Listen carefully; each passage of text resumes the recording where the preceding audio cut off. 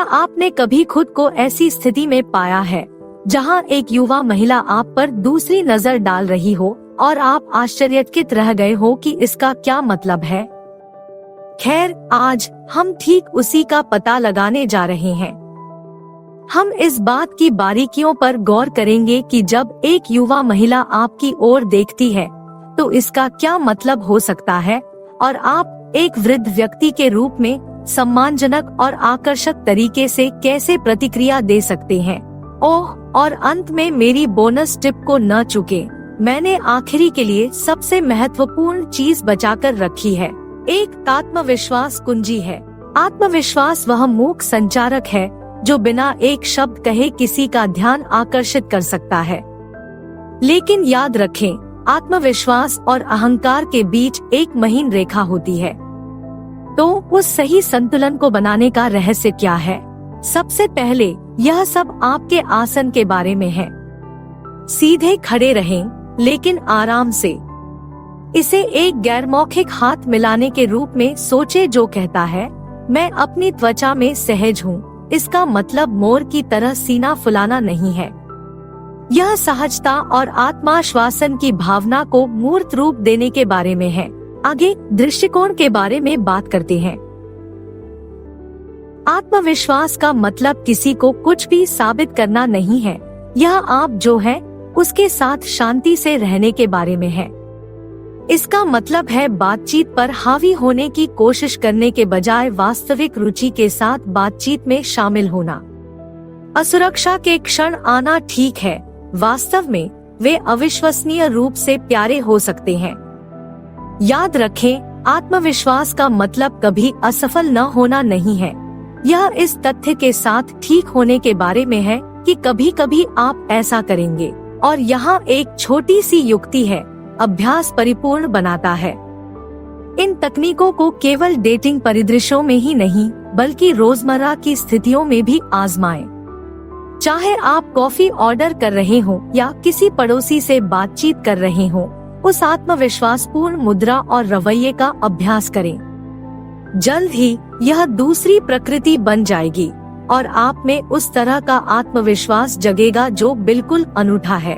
2. सम्मानजनक जुड़ाव। यह एक प्रमुख तत्व है जब एक युवा महिला आपका ध्यान खींचती है। यह एक वार्तालाप शुरू करने के बारे में है जो सुनने के बारे में उतना ही है जितना बात करने के बारे में है। घुसपैठ की सीमा पार किए बिना आप ऐसा कैसे करते हैं? आइए गोता लगाए। बातचीत शुरू करना दरवाजे पर धीरे से दस्तक देने जैसा होना चाहिए, न कि अंदर घुसने जैसा। आप उस पर दबाव डाले बिना दिलचस्पी दिखाना चाहते हैं। एक सरल हाय, मैं आपकी किताब, पोशाक या मुस्कान पर ध्यान दिए बिना नहीं रह सका एक महान आइस ब्रेकर हो सकता है। यदि वह सहज महसूस करती है तो यह गैरधमकी वाला दृष्टिकोण उसके लिए संलग्न होने का द्वार खोलता है। याद रखें, लक्ष्य संबंध बनाना है, प्रभावित करना नहीं।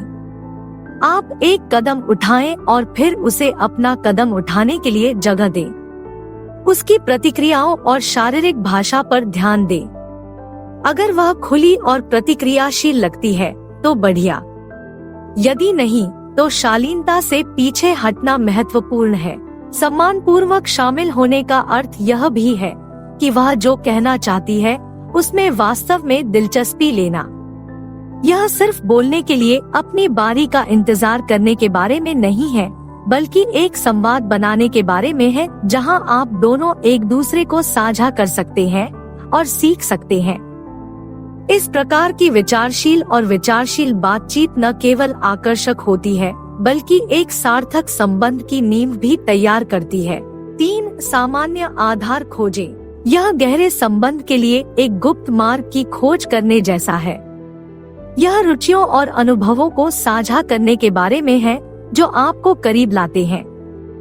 लेकिन आप इन साझा खजानों को स्वाभाविक और आकर्षक तरीके से कैसे उजागर करते हैं? मुख्य बात खुले प्रश्नों से शुरुआत करना है जो उसे अपने बारे में साझा करने के लिए आमंत्रित करते हैं। जैसे प्रश्न, सप्ताहांत बिताने का आपका पसंदीदा तरीका क्या है?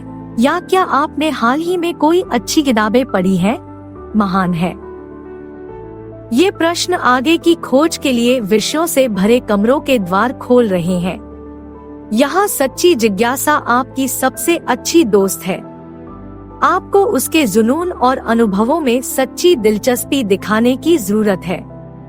उसकी कहानियाँ सुने, अनुवर्ती प्रश्न पूछें और अपने स्वयं के प्रासंगिक अनुभव साझा करें। याद रखें, यह कोई क्विज शो नहीं है।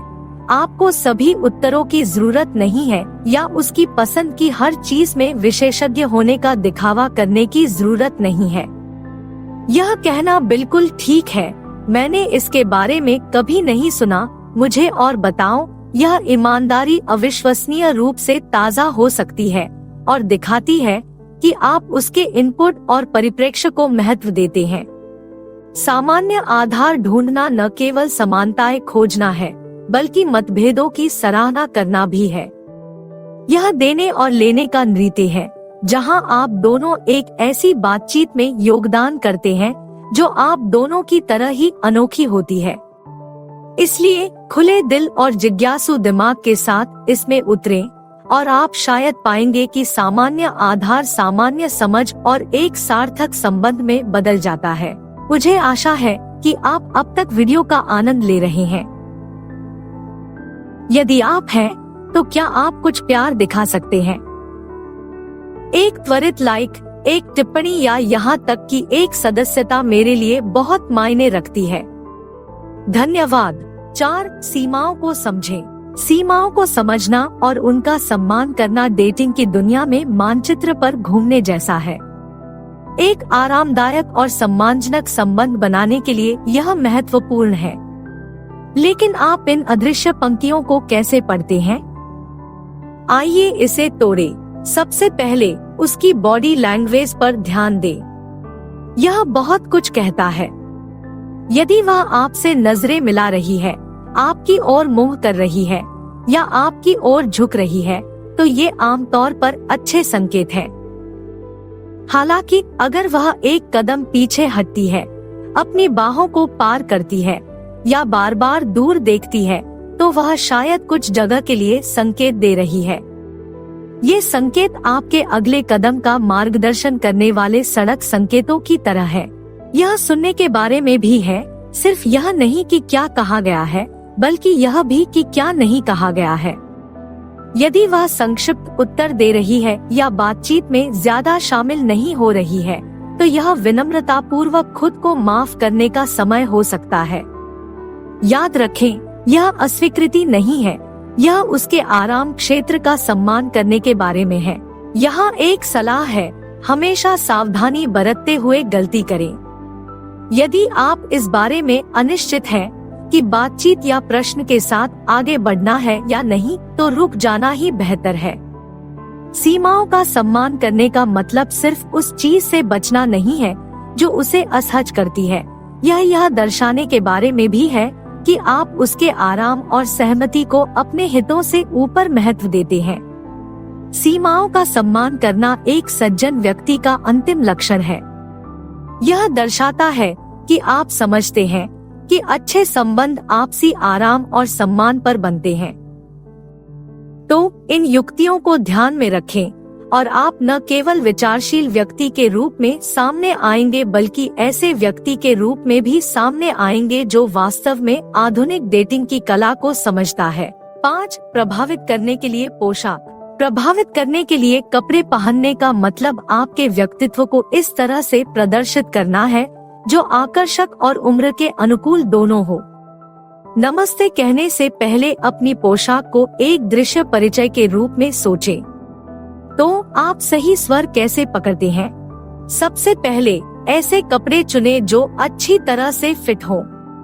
इसका मतलब यह नहीं है कि उन्हें त्वचातन होना चाहिए, बल्कि उन्हें आपके शरीर के आकार के अनुरूप होना चाहिए। चाहे वह सिला हुआ ब्लेजर हो या अच्छी फिटिंग वाली जीन्स, सही फिट बहुत बड़ा बदलाव ला सकता है।